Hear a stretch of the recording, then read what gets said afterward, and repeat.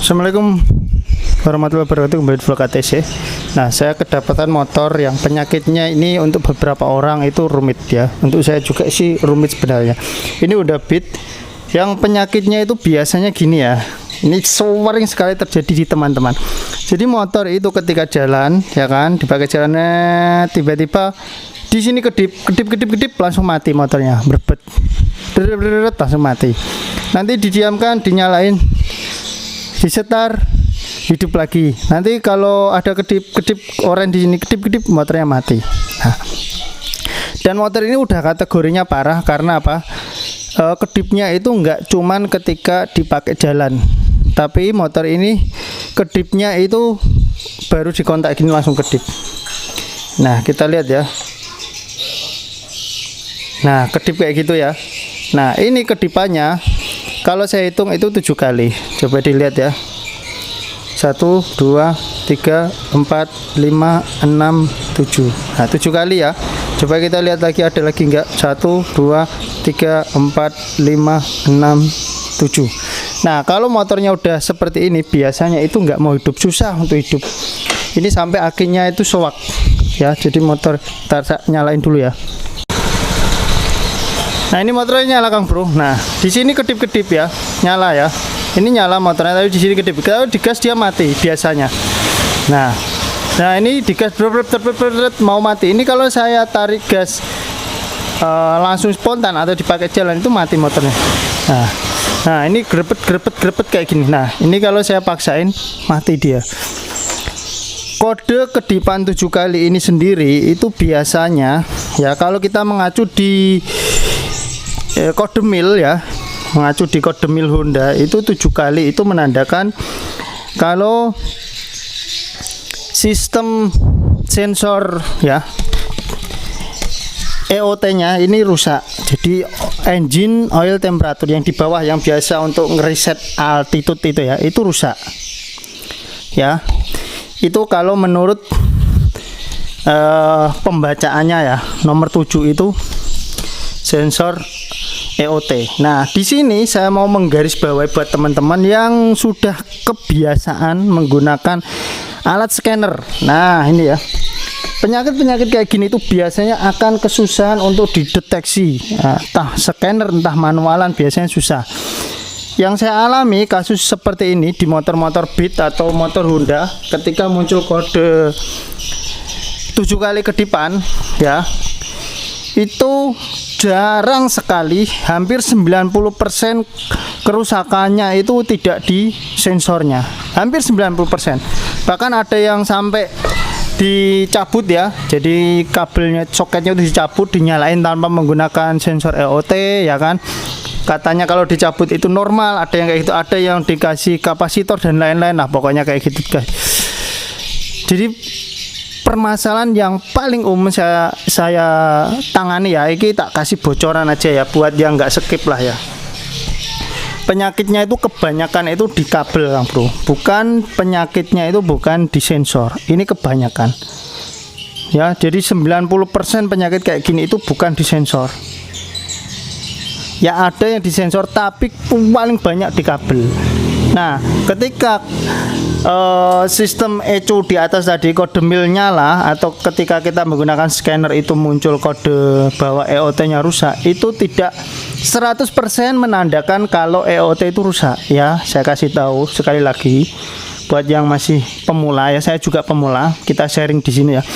Jadi ketika kode mil itu misal kode mil 12, kode mil kayak gini ya, kode mil 7 dan lain-lain lah ya, itu muncul, itu bukan berarti sensor itu rusak. Memang dalam teori penanganan itu seperti itu. Ketika kode mil itu menunjukkan misal kerusakan misal EOT atau TPS, itu menandakan kalau si komponen rusak, itu bukan berarti langsung rusak.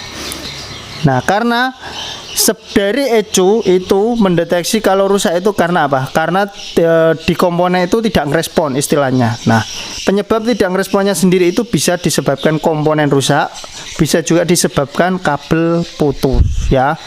Saya kasih tahu ya, komponen bagus pun kalau kabelnya putus dia nggak akan connect ya, nggak akan respon ya. Jadi si ECU membacanya rusak kayak gitu.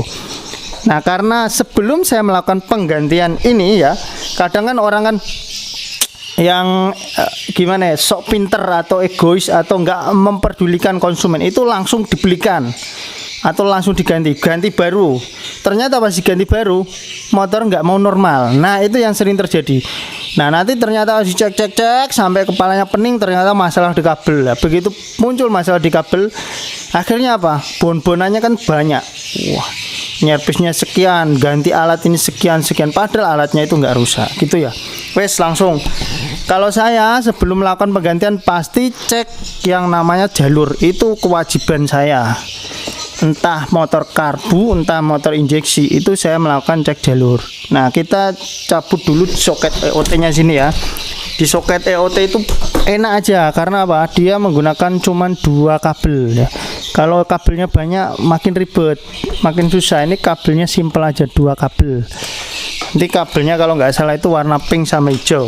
Nah, tak kasih tahu jalurnya mana sih kabelnya, aneh.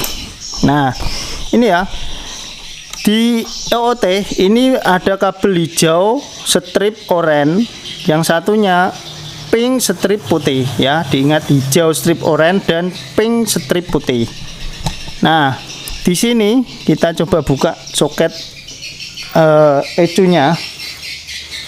Sorry kalau videonya panjang ya. Saya terus terang kalau udah berhubungan dengan kabel itu teorinya itu banyakkan teori, prakteknya juga banyak. Jadi kalau Anda nggak punya kuota ya, daripada komenan nyinyir yang bilang wah banyak cengcong dan lain-lain, silakan tutup ya, cari guru yang lainnya yang sekiranya durasi 1 menit Anda bisa pinter, gitu aja lah. Nonton 5 menit sambat-sambat kebanyakan cincong, apalagi kamu sekolah 6 tahun ya kan. Oke ya, terus gini, kita cari kabel di sini. Kedua kabel ini tuh ada tembusannya di sini. Nah, kalau kayak injektor TPS itu kan salah satu yang ke ECU, yang satunya itu ke arus ya, nggak masuk ECU. Nah, berhubung ini kan ini ada fungsi untuk reset ya, biasanya kan untuk reset yang masuk ke DLC sini, soket DLC. Jadi kedua ini kabel 2 nya itu masuk ke sini. Nanti Anda bisa cari kabel di warna pink putih ya, pink strip putih sama hijau strip oranye. Di sini banyak kabel pink, kabel hijau juga banyak. Cuman yang membedakan strip-stripnya. Siapkan dulu multitester bisa, ataupun siapkan bolam, yang katanya bolam itu lebih bagus, lebih akurat ya, bisa juga, tergantung kebiasaan masing-masing. Terus siapkan kabel atau jarum, itu juga bisa untuk nyolokin ke bagian sini, karena nanti multitester nggak akan bisa kita colokin ke sini ya. Pertama-tama kita cari kabel warna pink ya, pink strip putih. Di mana ini? Oh, di mana? Nah, ini ada ya, pink strip putih di sini. Nah, ini pink strip putih. Kalau kita hitung dari sini, dari yang kosong ini, itu urutan ketiga. Kalau dari kabel urutan kedua. Jadi dari pinnya ini itu urutan ketiga ya, pink strip putih ini ya, kabelnya kena tanah ini, pink strip putih. 1, 2, 3 urutannya. Kita colokin pakai ini aja. 1, 2, 3.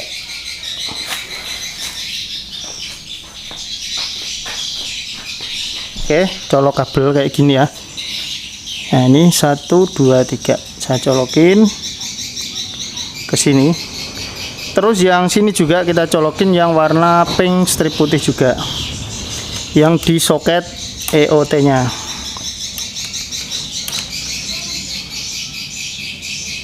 Nah, oke.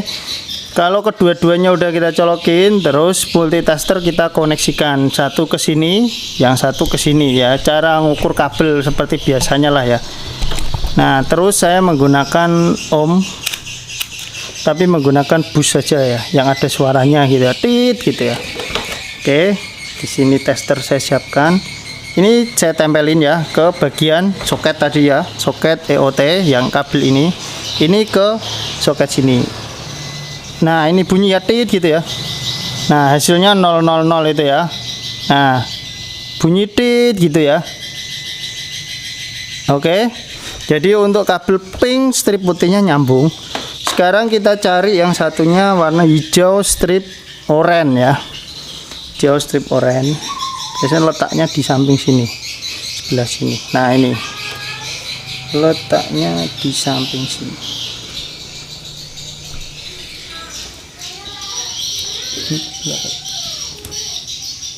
Hijau polos ya. Oh di samping sini kan bro, di samping sini urutan ke berapa ini? Ini ya, hijau strip oranye. Ini kabelnya. Nah ini sebelahnya putih strip merah ini ya, ini hijau strip oranye ya kan, kelihatan kan, ini hijau strip oranye.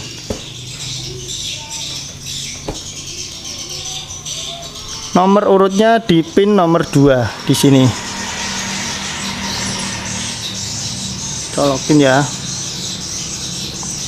Oke, ini hijau strip oranye.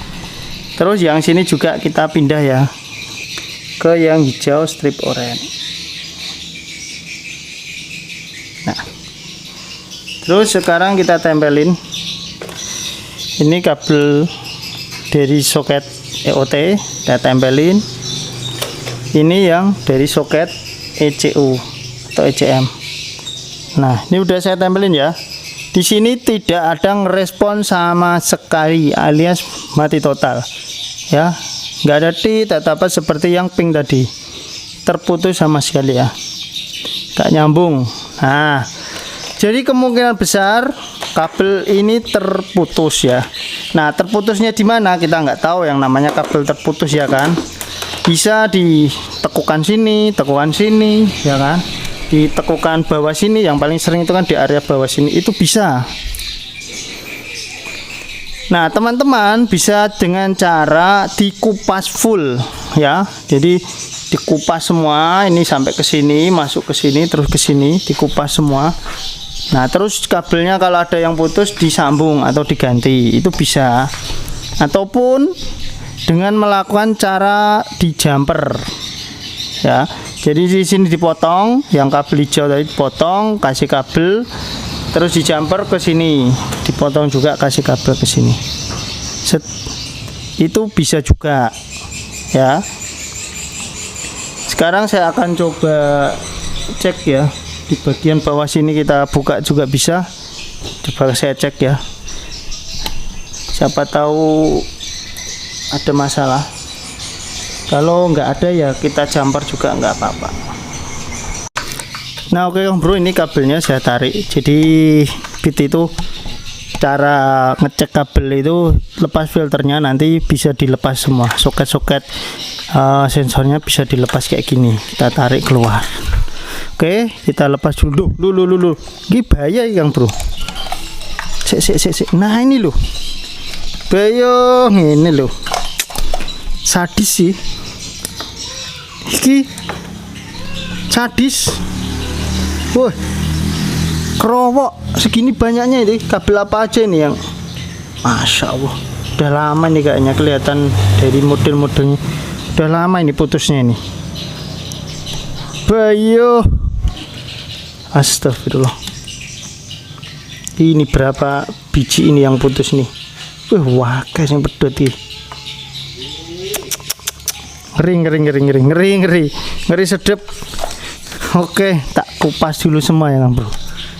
Dikira walah paling seru. Betulan ini saya belum tahu kalau penyakitnya ini, tapi memang yang umum sering terjadi memang penyakit matic Honda itu di kabel ya bro. Karena kadang saya itu menganalisa sebuah kerusakan sensor atau kerusakan mesin itu dilihat juga sensornya bro. Kalau sensor-sensor semacam EOT itu kan bisa dibilang sensor standby ya, nggak bergerak, istilah pemain itu back atau kiper, jadi staminanya itu lebih terjaga dibandingkan yang sensor yang lainnya. Kayak TPS itu kan kerjaannya banyak lah ya, digerak-gerakin gini kan, potensionya itu kan gerak terus, jadi memang jenis TPS itu kan rawan rusak. Nah kalau EOT ini kan diam aja, dia standby aja, jadi untuk kerusakan itu amat sangat jarang gitu loh.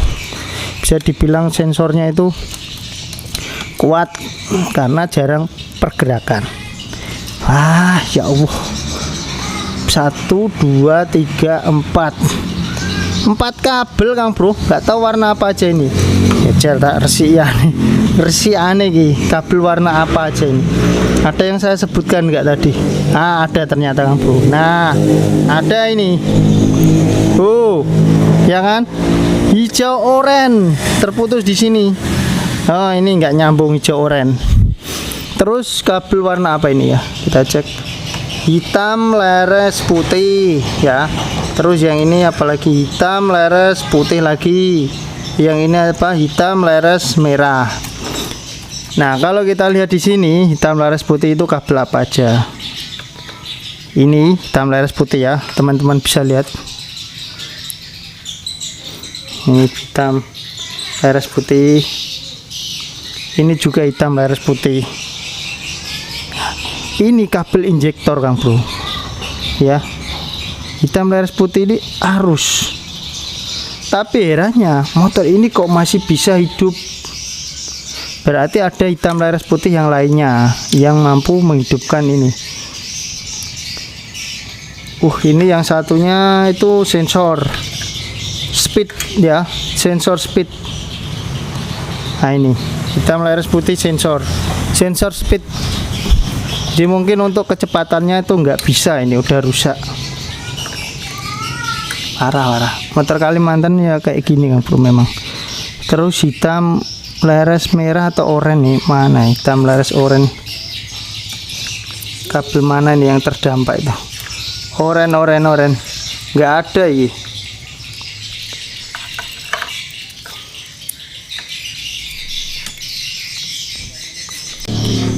Hitam leres oranye ini Kang Bro, O2 sensor ya, soket O2 sensor. Si motor ini udah nggak bisa deteksi BBM ya, speed sensornya pasti rusak, dan yang jelas berbet tadi ya. Motor ini bisa dibilang ya, yang kena itu bukan yang komponen inti ya. Jadi kalau yang kena misal jalur injektor, ya udah motor langsung mati, atau kena di jalur full pump ya udah langsung mati. Cuman kenanya di sensor pendukung, jadi makanya motor ini bisa hidup tapi berbet.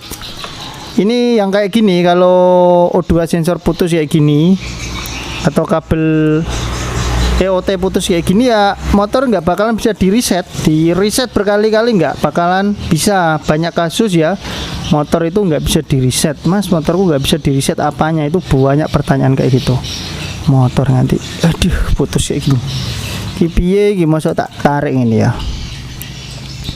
Kalau kita sambungin ya bisa aja, kita tarik kayak gini juga bisa. Nanti di model lipat, lipat kayak gini. Wes, saya akan sambung dulu Kang Bro ya. Nah ini saya sambung kembali ya Kang Bro ya. Memang di sini agak ngelimpet.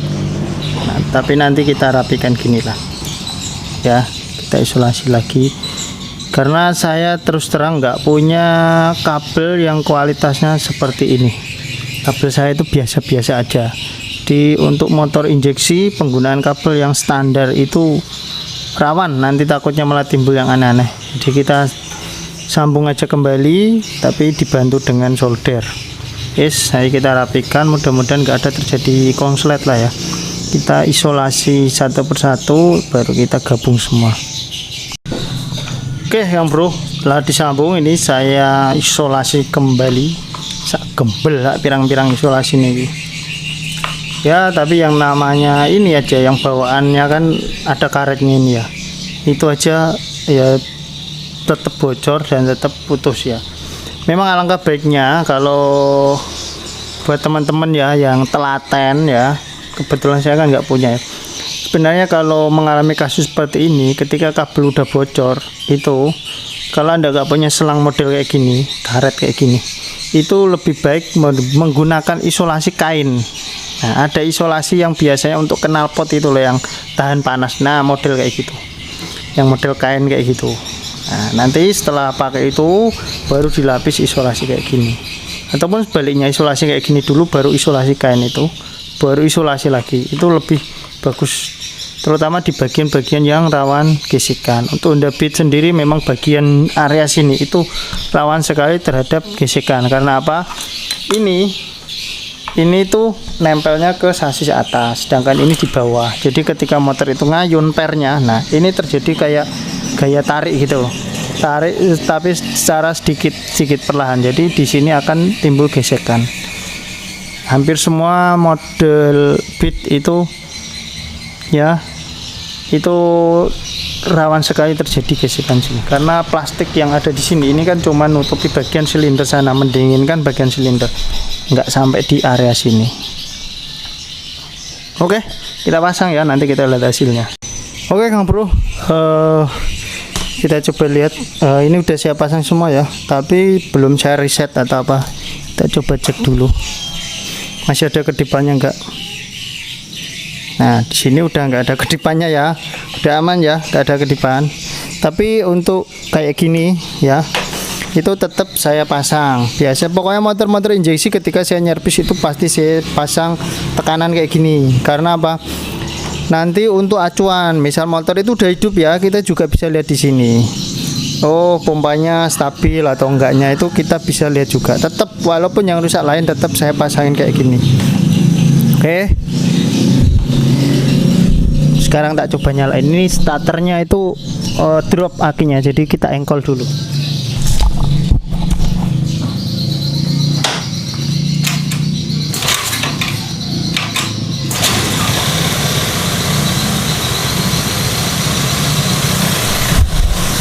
Oke, motor udah hidup, langsamnya bagus ya.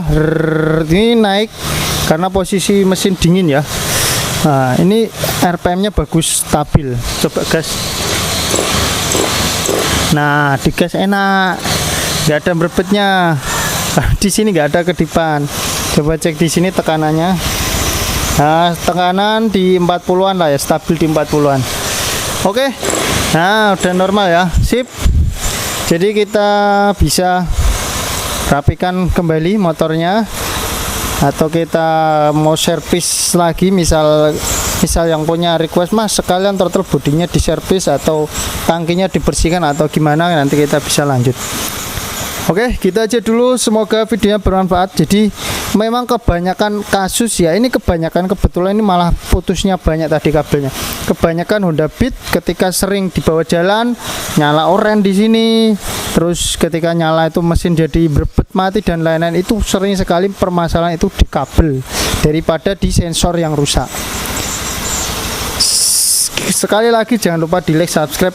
Wassalamualaikum warahmatullahi wabarakatuh.